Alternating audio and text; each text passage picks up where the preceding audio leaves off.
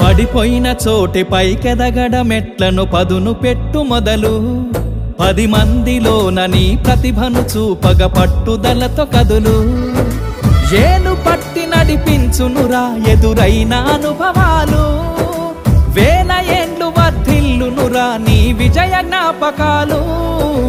రాదురా ఏ విజయం నీ కోసం నా కోసం ఎటుపోదురా నువ్వు చేసిన కష్టం ఎప్పటికైనా సొంతం కాలంతో పయనించే వాడికి కానిది ఏముంది